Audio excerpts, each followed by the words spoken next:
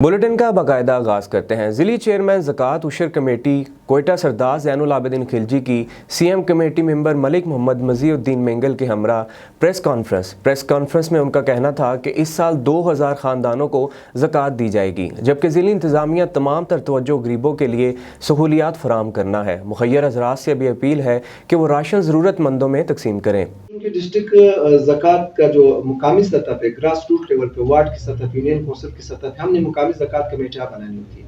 उसके लिए प्रोसीजर ये कि एक गेजेटेड अफसर हेल्थ डिपार्टमेंट से, एजुकेशन डिपार्टमेंट से, XYZ स्पोर्ट डिपार्टमेंट से, तो वो जो हमारा कन्वीनर होता है उसके साथ एक हमारा डिस्ट्रिक्ट मेंबर जाके उसी यूनियन कौंसिल के मसाजिद में, स्कूलों में ये मुकामी ज़कात कमेटियों का इलेक्शन और सिलेक्शन का प्रोसेस होता है। अब चूंकि हमारे पास कोयटा में 68 यूनियन कौंसिल लोकल ज़कात कमेटियों का प्रोसेस कंप्लीट हो जाएगा, उसके बाद सूबाई ज़कात कौंसिल डिस्ट्रिक्टों को फंड देगा और हम डिस्ट्रिक्ट को फंड मुकामी यूनियन कौंसिल की सतह पे जो हमारे चेयरमैन साहिबान है उनके अकाउंट में हम ट्रांसफर करते हैं।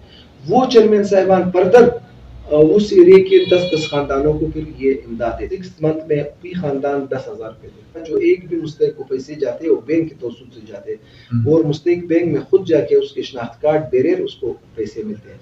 उसको शनाख्त कार्ड देखते हैं, उसके बाद बैंक से उनको पैसे मिलते हैं। हम एक रमजान पैकेज पे वर्क कर रहे हैं और जो